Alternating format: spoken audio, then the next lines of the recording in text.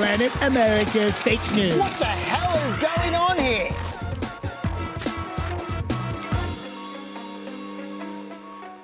Welcome aboard for another trip to Planet America. Hello, I'm John Bern. And I'm Chaz Licciardello. This week, will voters feel the burn again in 2020? The strongest candidate to defeat Donald Trump, that's us! And who does Governor Howard Dean think should be the Democratic nominee? There better not be two white men at the top of our ticket, because if it is, we're going to lose for sure.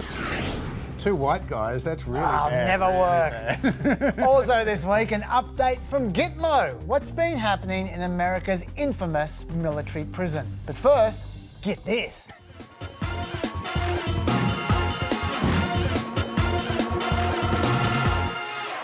The week began with President Trump delivering on his threat to declare a national emergency to fund his promised border wall after Congress failed to deliver more than just a quarter of what he was asking for. In announcing the manoeuvre, the president, though, may have handed something of a legal gift to his opponents, admitting it wasn't strictly necessary. I could do the wall over a longer period of time. I didn't need to do this, but I'd rather do it much faster. And I don't have to do it for the election. I've already done a lot of wall. And right on cue, Democratic state attorneys general lined up to test the executive order in court. We are prepared. We knew something like this might happen. And with our sister state partners, we are ready to go. Meanwhile, back on Capitol Hill, House Democrats are now moving to pass a so-called resolution of disapproval in an effort to block the president's emergency declaration. This bill would then receive a Senate vote where it's possible enough Republicans could vote in support of the measure to see it pass. That could then see the president wield his power of veto for the first time in his more than two-year administration. And that would raise the question of whether enough Republicans are concerned enough by the declaration to vote to override that declaration. Now, that involves 2/3 of both houses of Congress, so really unlikely, but pretty darn interesting, Chaz. Yeah, 2/3 is pretty hard to get. Then again, the polling averages during January for a national emergency were indeed about 2/3 against, which makes you wonder why Trump would go through with it in the first place. Why would he do it? Well, this is why, John. Only 45% of Americans might support a border wall, but 96% of Trump's supporter base does. And only 39% of America might approve of Trump's handling of border security, but 93% of Trump's supporter base does. His supporters really want this. But is it actually an emergency? Well, Trump has pointed to the overwhelmed facilities at the border. And it's true that 92,000 migrants have filed for asylum this year, 67% more people than last year. But walls don't stop asylum claims. Asylum seekers are happy to hand themselves in at the checkpoint.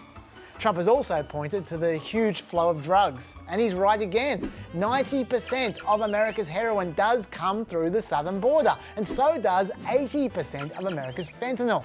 But according to Trump's own DEA, the most common method employed by drug traffickers is to transport drugs through the ports of entry. That is, smuggle them straight through the checkpoint. Walls won't stop it.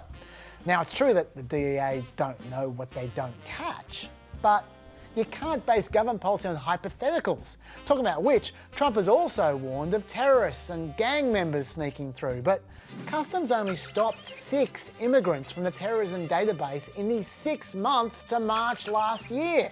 And plenty of people in the database aren't terrorists, by the way.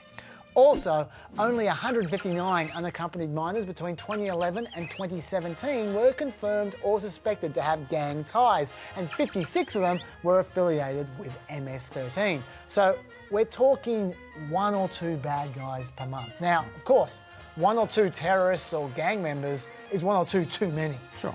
But is it an emergency? The truth is, it doesn't matter what we think, because it's not being judged in the real world, it's being judged in a court. So let's get into it. He's gone that way. Well, to start, this is not the first declared emergency that isn't a real emergency. There have also been emergencies like blocking transactions with Sudan, or blocking property of certain persons in Belarus, or blocking property of persons in the Western Balkans. And all those emergencies are still going, along with 28 others. But maybe this one's different because it's specifically defined the will of Congress. So let's look at the legal definition of an emergency. According to the National Emergencies Act, and they'd know, the President is authorised to declare such national emergency. So it's up to Trump, which means it's an emergency. But according to the same law, he gets no emergency powers until he specifies what provisions of the law he is going to act under. Well, he has done that. It's this law here. This law says in the event of a national emergency that requires the use of the armed forces, the Secretary of Defense may undertake military construction projects that are necessary to support such use of the armed forces. So, he's using the military construction powers. But there's a problem. Because does building a wall require the use of the armed forces? Any construction company could do it.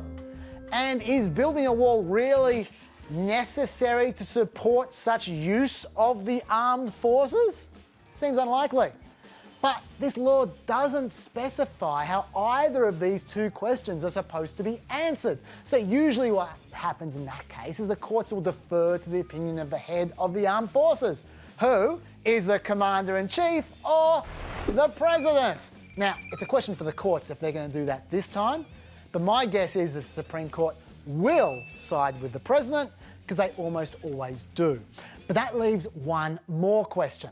The emergency only has the power to fund military construction projects. So, is building a wall to keep out immigrants a military construction project? Well, as it turns out, the term military construction includes any construction carried out with respect to a military installation. And a military installation is an activity under the jurisdiction of the Secretary of a military department. But this here is the key question. Does building a wall come under the jurisdiction of the Secretary of Defense? That is what is going to determine the outcome of this court case. Now, I would probably say that Mattis was formally called in to help at the border last year, and those troops are still down there. So this does come under the Secretary of Defense's jurisdiction and it is therefore legal. But I spent my law school years playing ping pong, so let's see what the Supreme Court says. Yeah, you can come back now.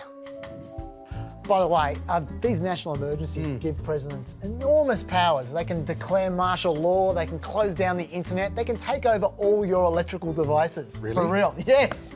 So maybe rather than threatening to exploit the same loophole by passing gun bans or the Green New Deal, Congress should pass a law to define exactly what emergencies are, or just end the whole thing completely. Because I don't think Trump's a dictator, but one day there might be a dictator. So maybe fix that now, hey? This incredibly long and expensive election campaign leading to the statistically likely re-election of President Trump 2020.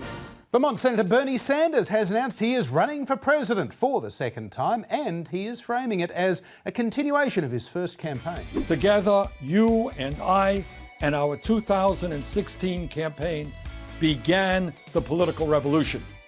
Now it is time to complete that revolution and implement the vision that we fought for. And here's what you need to know about Bernie Sanders. First, he's 77 years old. That is 5 years older than the oldest ever first-term president, a bloke by the name of Donald Trump. If elected, Bernie would turn 80 in his first year in office. He's currently serving his third term as an independent senator from the state of Vermont. He's not technically registered as a Democrat. You don't have to register in Vermont, but he does caucus with Democrats in the Senate. He identifies, in fact, as a democratic socialist, and he focuses a lot on things like income inequality. He was first elected to the House of Reps in 1990. Before that, he spent almost a decade as the mayor of the town of Burlington in Vermont. When he ran for the Democratic presidential nomination in 2016, Bernie proved to be surprisingly tough competition for the establishment favourite, Hillary Clinton. Sanders winning 23 caucuses and primaries to Clinton's 34. He won in states like Wisconsin and Michigan, revealing, as it later turned out, Clinton's weakness in those Rust Belt states that ultimately cost her the presidency. Sanders couldn't win, though, in big states like New York and California, Florida and Texas and a lot of southern states. In all, though, Bernie Sanders won over 13 million primary votes, 3.7 million fewer than Clinton, around 1,000 delegates fewer as well, although half of them were unpledged superdelegates, and that led to claims the system was rigged in Clinton's favour. Democratic emails hacked by Russia and posted by WikiLeaks also rather confirmed that party leaders were working actively to beat Bernie. Yeah, but this time, John, Sanders is in a very different place. He kicked off his campaign by asking for 1 million volunteers from across the country. And in that first 24 hours, he raised $6 million from more than 225,000 donors. There are not a lot of candidates who can keep up with that pace. Something else that's changed a little bit is Sanders did notoriously poorly amongst black voters in 2016. He won less than a third of them in every single state. And the more black voters there were in a state, the lower Bernie's vote was. But not so much now. In recent polls, Sanders has had pretty solid approval amongst black voters. In fact, he's had better approval amongst black voters lately than white voters, and much less disapproval as well. So I think Sanders could be in for the long haul. Yeah, and that's in a primary with a couple of black candidates as well, so it's a fascinating stat. Well, here's what President Trump thinks about Bernie as his potential 2020 rival. Personally, I think he missed his time, but I like Bernie because he is one person that, you know, on trade, he sort of would agree on trade. I'm being very tough on trade. And the president is happy to prod at those old wounds as well. What happened to Bernie maybe was not so nice. I think he was taken advantage of. He ran great 4 years ago, and he was not treated with respect by Clinton. And a poll this week from Morning Consult had former Vice President Joe Biden leading the Democratic field with 31% support. He's yet to formally declare he's even running, of course. Bernie, though, is solidly in second, 21 points. Next is Kamala Harris on 11, Elizabeth Warren on 8. The undeclared Beto O'Rourke gets 7% support, followed by Booker, Klobuchar and Bloomberg. But look at this. This is probably the biggest surprise of all. Kirsten Gillibrand back there with Tulsi Gabbard, Julian Castro and a bunch of people not even running for president with just 1% support. Those are not good numbers for her at this point. No, she's in strife.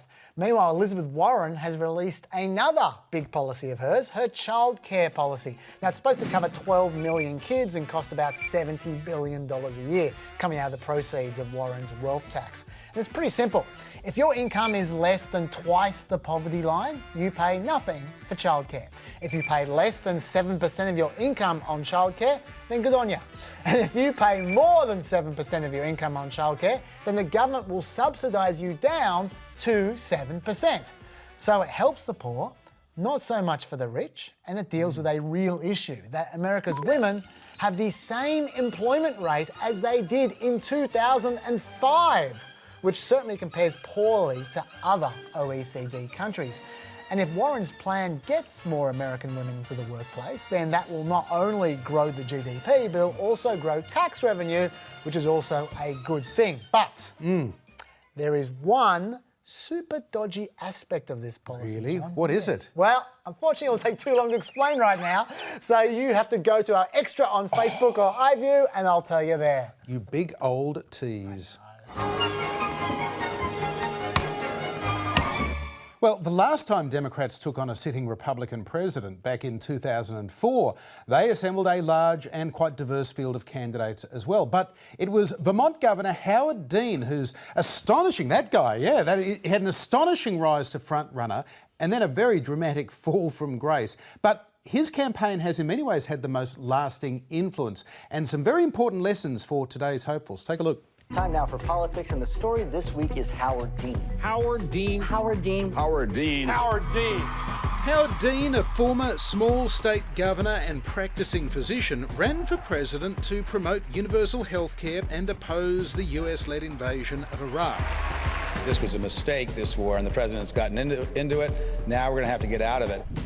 Dean's message resonated in those pre-Facebook, Twitter and smartphone days. The campaign turned to a website called meetup.com to encourage supporters to get together and talk about Dean's policies. That quickly grew to a list of more than 500,000 supporters. The truth is that George Bush's foreign policy isn't making us safer. His tax cuts are ruining our economy and costing us jobs. Is the Guinness Book of Records here? Dean's poll numbers took off. Hi, Internet. And he turned those online supporters into financial donors, chipping in what they could, $5, $10, $20 a month. Soon, he was breaking fundraising records and reinventing the way campaigns were financed. I assume that most of you are meetup people? Until recently, my next guest was an obscure former governor from Vermont, but thanks to the internet and a very scrappy campaign, he's become the #1 contender for the Democratic presidential nomination. Please welcome Howard Dean. Dean's rivals couldn't keep up with his ability to spend on advertising and organising. He was running as a progressive, sleeves-rolled-up Washington outsider, and also won over important parts of the Democratic Party establishment, like former Vice President Al Gore. I'm very proud and honoured to endorse Howard Dean to be the next President of the United States of America. Despite the endorsements, there were some doubts over Dean's temperament. We have a dream!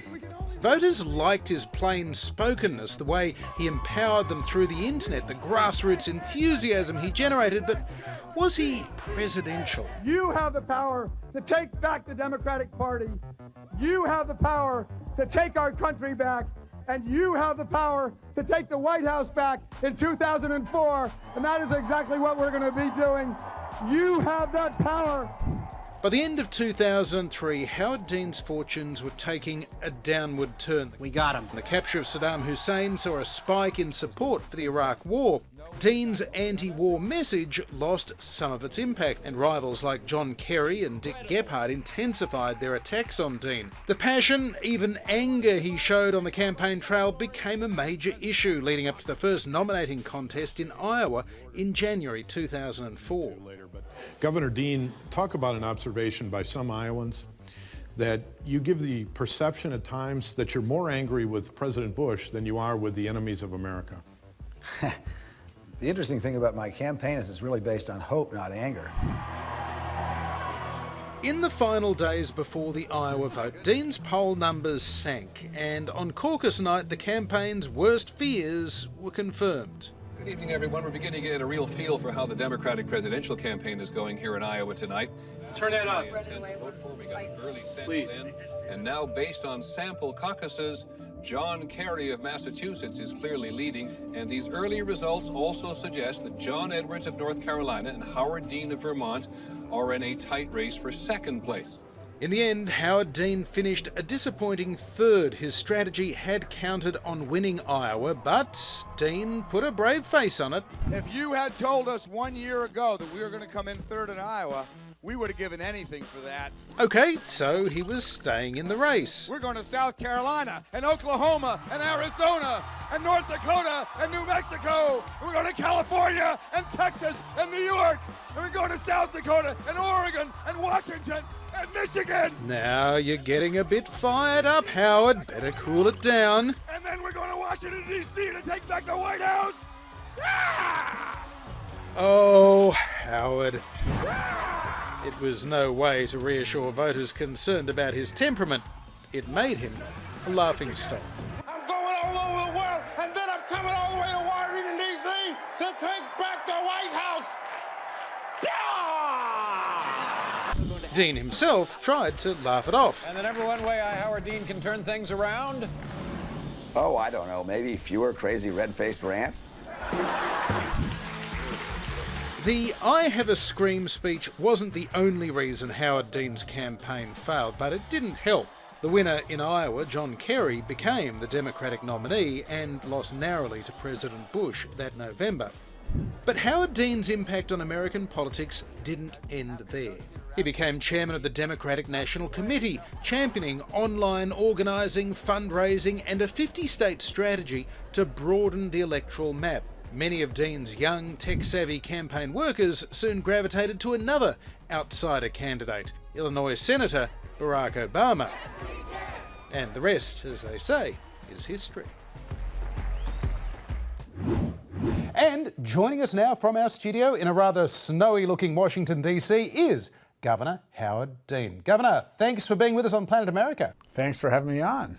In 2003-2004, some Democrats and a whole lot of pundits thought that your opposition to the war in Iraq made you unelectable. Looking back, do you think you would have beaten President Bush?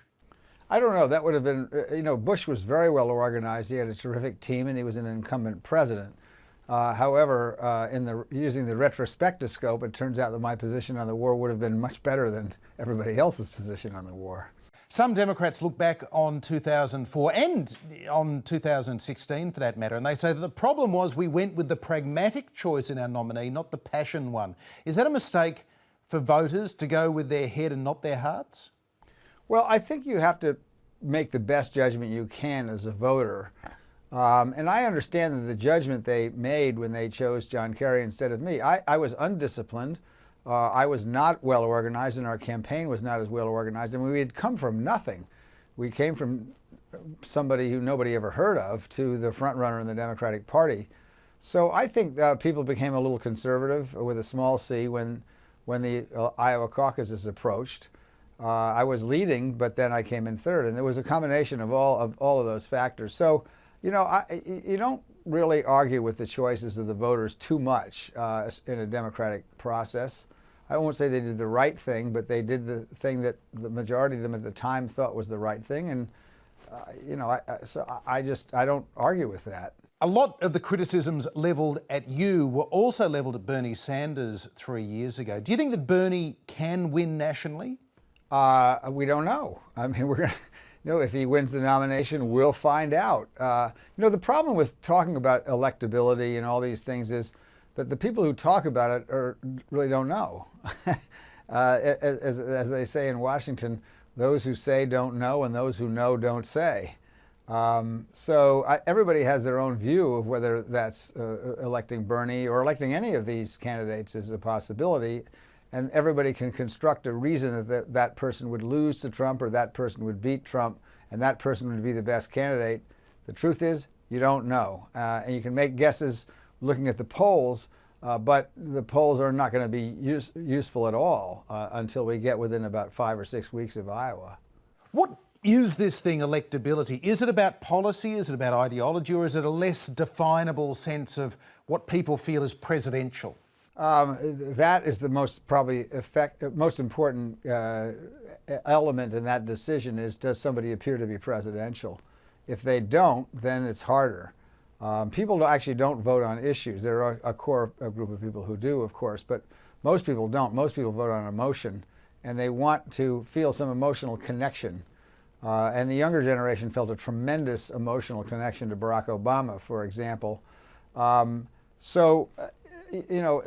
one of the problems. I don't think there's a calculation, if I vote for this person, they're more likely to win. So there's some of that, but most people just vote for the person they like, who actually usually turns out to be the best candidate.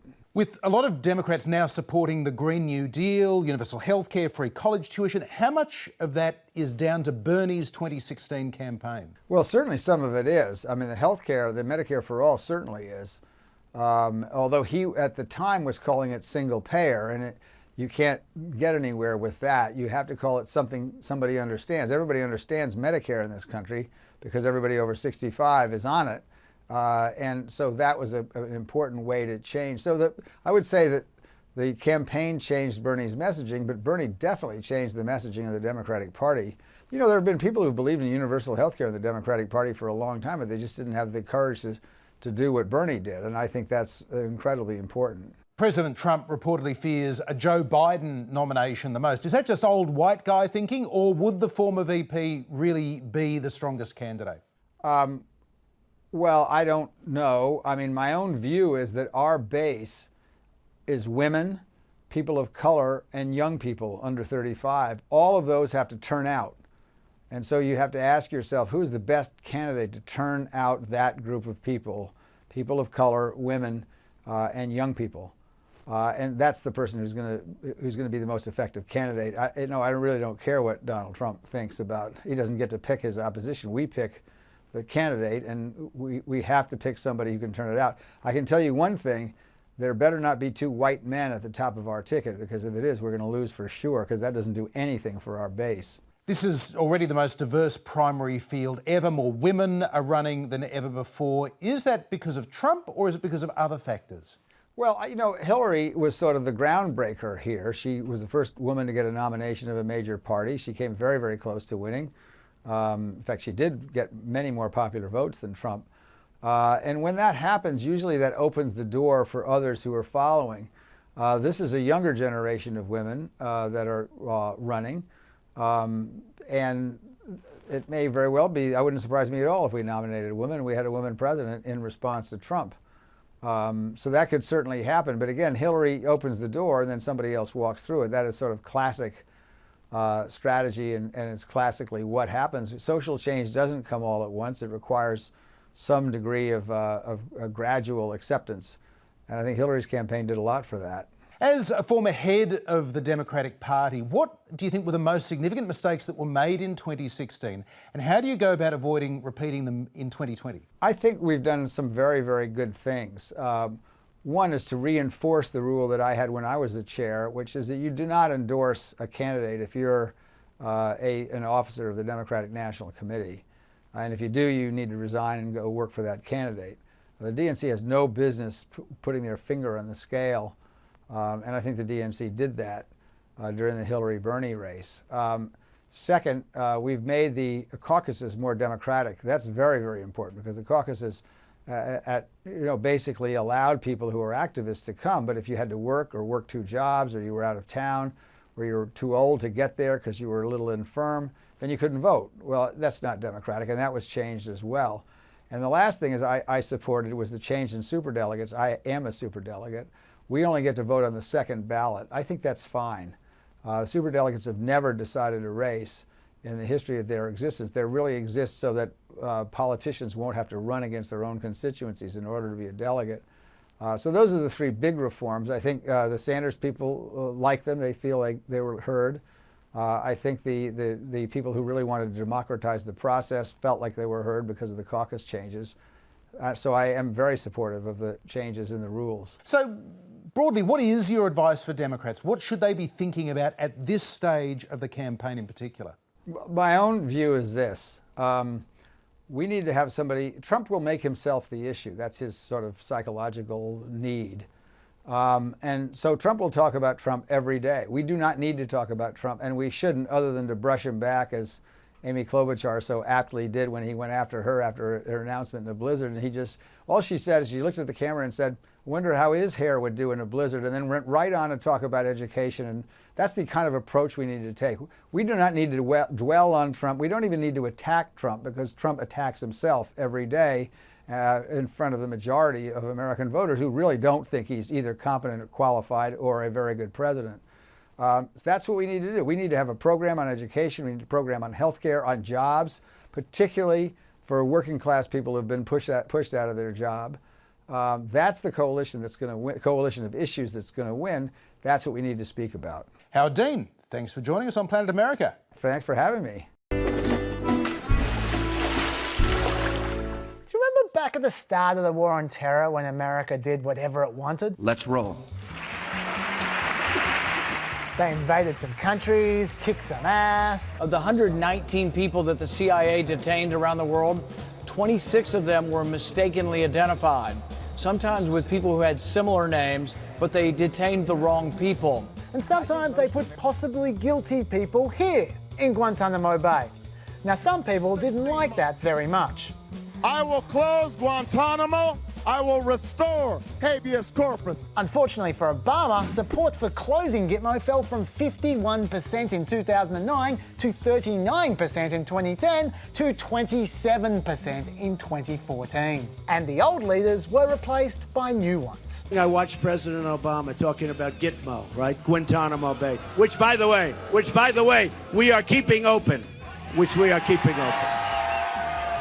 And we're going to load it up with some bad dudes, believe me. We're going to load it up. In fact, Trump liked Gitmo so much, he made an ex-Gitmo boss his Homeland Security Chief and eventual Chief of Staff. This was a man who, according to prisoners there, dealt with a hunger strike by ordering his troops to fire rubber bullets at the strikers and then to leave them face down soaked in pepper spray with their hands tied behind their backs for 6 hours. Nice. But what's happened to Gitmo since then? It's kind of fallen off the map. Well, today there are 40 prisoners in Guantanamo being supervised by 1,800 staff. It's become a bit of a retirement home, actually. The average prisoner age is now 46. One of them is 71. Their healthcare costs are $100,000 a year each, and the total operating costs today are about $11 million a year per detainee. Although that's a bargain compared to the overall prison costs since 2002, which are almost $5 billion. Part of the problem is that prisoners don't seem to be getting transferred out anymore. In particular, there are 26 prisoners at the moment that have been held permanently without being charged or tried for anything. These are what they call the forever prisoners. Even stranger, there are 5 prisoners who years ago all relevant American national security agencies cleared to safely leave the prison and be transferred to other countries. But they're still there, including this guy, Tawfiq al-Bahani, who first came to Gitmo after being tortured by the CIA, and he's been in American custody without being charged or tried for anything for more than 15 years. He wants to be transferred to Saudi Arabia, where he has family, and Saudi Arabia are happy to take him. And he was cleared to leave 9 years ago. But for some reason, he's still there as well. You can check out anytime you like, but you can never leave. Why is this happening? It's not because Gitmo's good at convicting people, that's for sure. In the same time span that civilian courts convicted 620 people of terrorism charges, Gitmo commissions convicted 8 people. And I don't think it's because of the threat of prisoners reoffending either. Early on under Bush, there was a bit of recidivism with over 20% confirmed re-engagements. In other words, they started fighting with America again. And a further 15% suspected re-engagements. But by the time Obama came along, they'd tightened their protocols, and these guys were getting older as well. So there were only 5% confirmed re-engagements amongst released prisoners and a further 6% suspected re-engagements. Maybe the reason detainees aren't being transferred anymore is because the office that was responsible for negotiating detainee transfers has been all but closed. Yeah, that might be the reason. So what happens now? You've got a super expensive prison camp that appears to be defying the rule of law, filled with geriatrics that you're scared to get rid of. I don't know. But I do know that at least in 2016, 64% of Americans thought it was still very or somewhat likely that there'd be a local terrorist attack in the next 6 months. And 63% of them said that torture against terror suspects is sometimes justified. Americans are still afraid, so Gitmo is not going anywhere. In fact, just this month, politicians have been talking about adding some new Gitmo inmates from ISIS as America gets out of Syria. Well, it's been such a fun ride. Why not get on again? On that cheery note, we're now joined by human rights lawyer Alka Pradhan, who's represented a dozen Guantanamo detainees from the very beginning and is still representing one to this day. Alka, we've been told the Gitmo inmates are the worst of the worst. Is it possible that any of those people who are still locked up weren't actually enemy combatants? Oh, I know there are. I mean, there are 40 men left at Guantanamo currently. 5 of them have been cleared for release. And let me tell you what that means. In order to be cleared for release at Guantanamo, you have to have 6 government agencies unanimously agree that you don't pose a threat to the United States, right? Now, getting 6 government agencies to agree on absolutely anything is nearly impossible. So the fact that they were able to all agree on these 5, right, is is enormously significant. And we also know from the history of Guantanamo, even though most people don't like to talk about it, is the fact that most of the people, the preponderance of the population at Guantanamo, was actually sold to the United States for bounty. We dropped leaflets on the tribal areas in Afghanistan and Pakistan saying, if you have anyone who may have been a member of Al-Qaeda or the Taliban, turn them over to U.S. forces for anywhere from, $3,000 to $5,000 a head, which is an enormous amount of money in that region.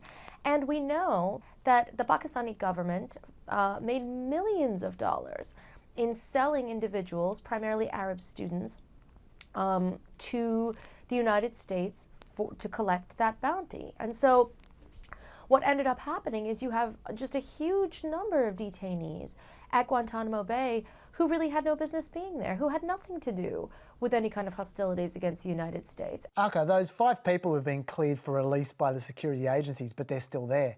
What justification is being given for that?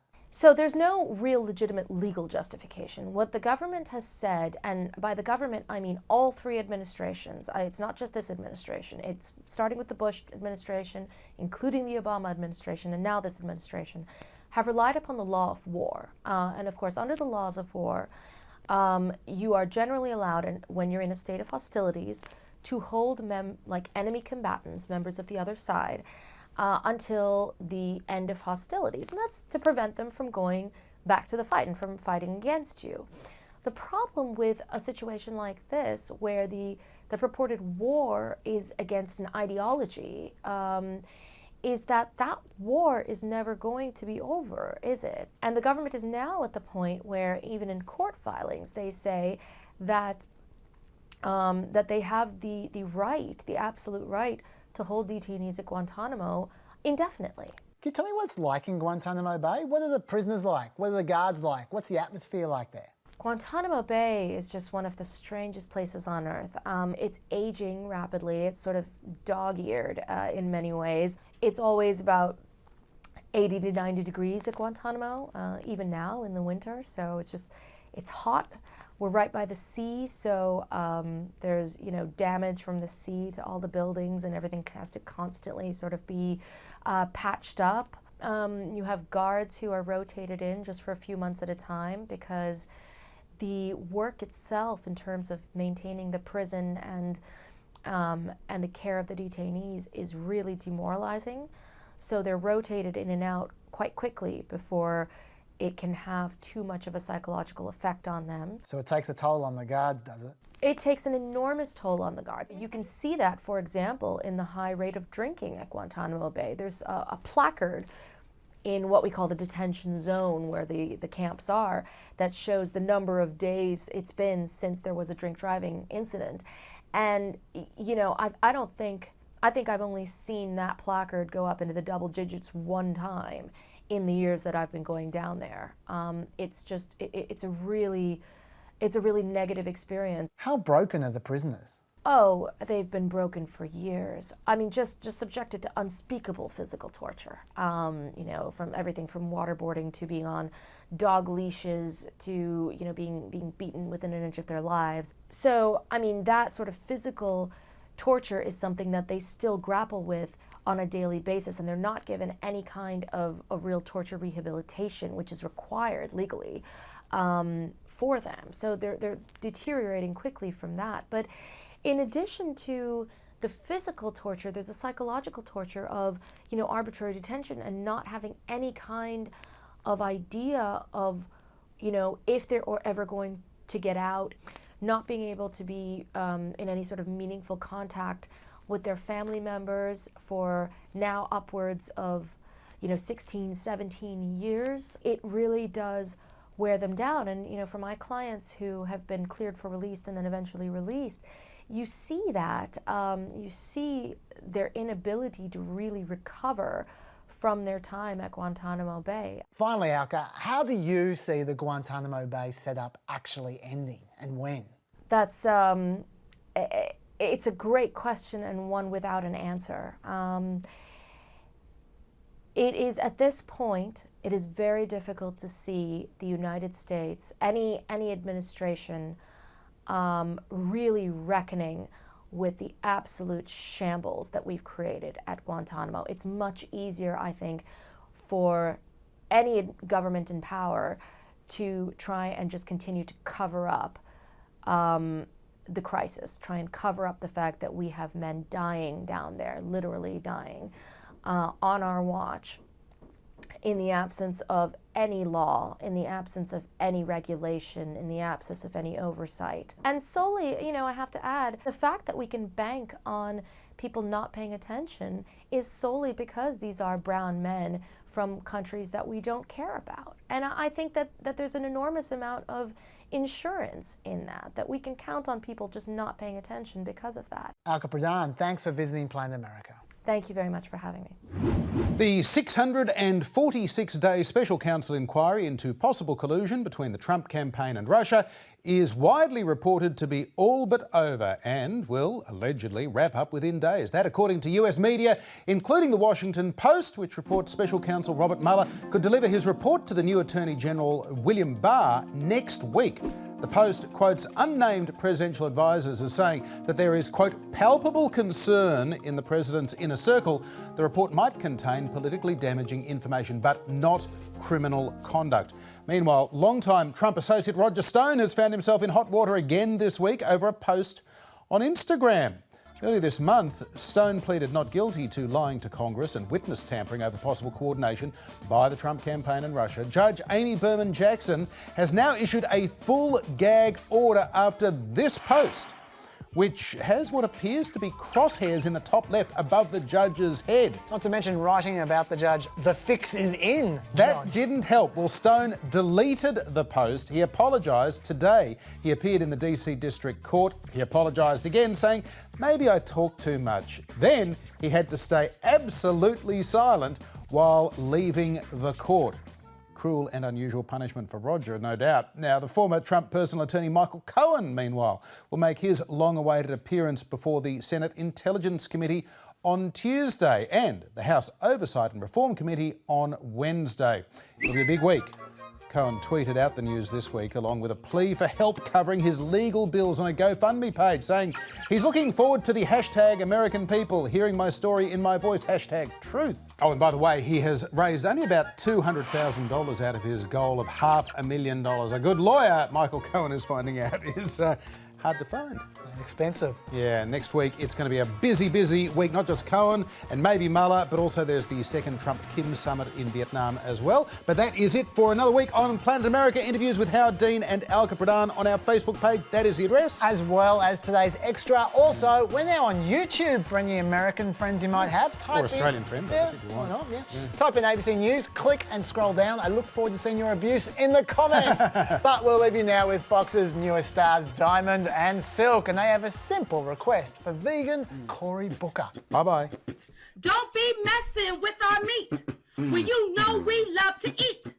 Don't hate the cows because you ain't down. Don't be messing